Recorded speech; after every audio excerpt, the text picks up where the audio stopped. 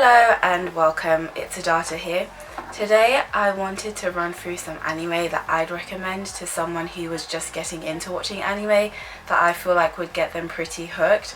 And like, I know there's so many different genres and so many different, like categories and stuff, so I've kind of just picked mine based on those that have either no fan service or minimal fan service, and I've split the list into two. So there's like the cutesy funny animes, and then there's the animes that are more on the serious side. They're a little bit more intense if you want something like that. So if you don't know what fan service is, fan service is basically, according to Urban Dictionary, which has one of the most accurate definitions I can find, it is designed to excite or titillate the viewer. This can include scantily clad outfits, cleavage shots, panty shots, nude scenes, shower scenes, etc. Basically, it's just really perverted stuff that I personally just hate. I hate it, and I feel like it takes away from the anime. I feel like it disturbs the plot, and it's just disgusting. It's just gross. So this list is going to include animes that have no or very minimal fan service, and the first thing on that list is going to be Chihayafuru.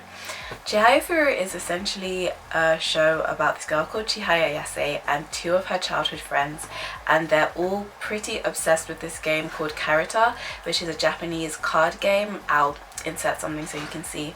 It's a Japanese card game, and Chihaya aims to be the Karata queen. So she wants to compete competitively and become the queen, but in order to do that she needs a team. So she aims on setting up a club in her high school, and there's romance in this. There's all these sick shots, like it's a card game but anime makes it work. It looks so beautiful and it's so like engaging.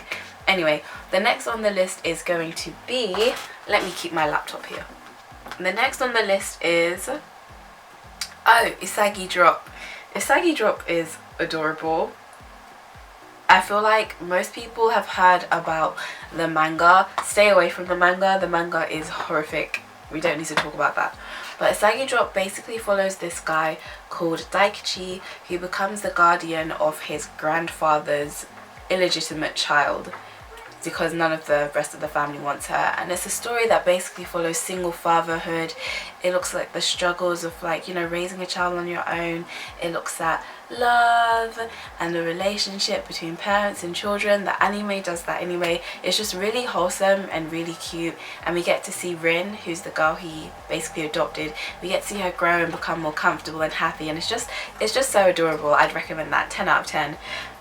The next on the list is Barakamon, which is hilarious. Barakamon for me is one of the funniest ones on this list, and it's basically this dude who is a calligrapher, draws writes, I don't know, he does calligraphy, and he's sent to Goto Island as punishment for attacking someone who insulted his work.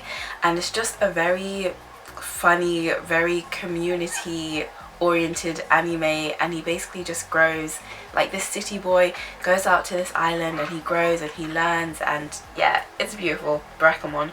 And the last one on the cutesy / funny list is Mob Psycho, which is pretty popular, so you've probably heard about it before. But Mob Psycho has beautiful colours, and it's by the same people who did One Punch Man, so you probably recognise the art style. And it's about a boy called Kageyama who has psychic abilities, and he basically goes to this con man called Arataka Rainen? Wow. Anyway, he goes to this con man who has I'll find out what his store is called, but he has a store where he says he's a psychic and he dispels spirits, which he doesn't. And Kageyama goes to him for guidance and help on suppressing his powers, and basically Rainen uses him for business. But it's really funny, and it starts off quite light-hearted, but as you go along it gets quite serious, and there's 1 or 2 episodes that are so powerful, but they're so good. And next on the list are my more serious and heart-wrenching animes, and the first one is Assassination Classroom, which, similar to Mob Psycho, starts off quite light-hearted and cute and funny, but it gets progressively more serious.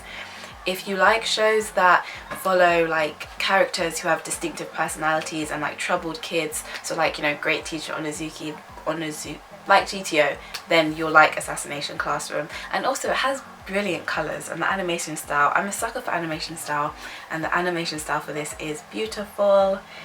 The next on my list is Demon Slayer. Once again, amazing animation style. I think it came out this year or last year, I don't know, everything's blurring, but it came out fairly recently, and it's about this boy called Tanjiro who joins the Demon Slayer Corps. His goal is to find a way to turn his sister back into a human, and there's loads of like trials and tribulations along the way, and he makes friends, and there's like a bigger plot with like the big demon bad guy, and basically watch it.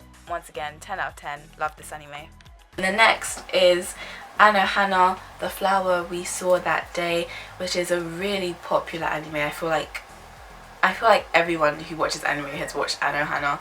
It's quite sad. It's about these group of friends. Well, it's about this boy called Jinta, and he begins seeing his deceased childhood friend, and basically he has to grant her wish so that she can move on in peace, and in order to do that he has to get help from his other childhood friends who he's kind of grown apart from over the years. And it's just emotional. Like, if you're ready to cry, watch Anohana. This list is for if you're ready to cry.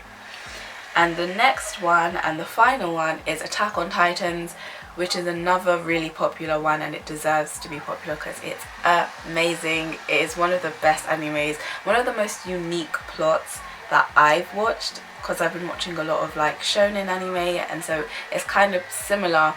Eren Yeager is the protagonist, and there are titans who kind of, I don't want to give too many spoilers, but they break through the outermost layer and they cause devastation, and his goal from then on becomes to eradicate all the titans.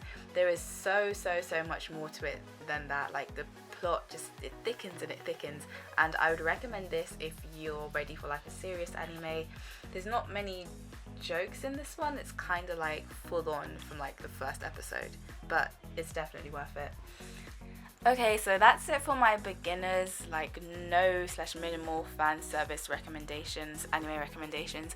If you've watched them before, let me know. If you liked them, or if you go on to watch them and you like them, also let me know. And yeah, thanks for watching, and I will see you again with another random video, because I don't know what I'm doing with this channel just yet. Bye!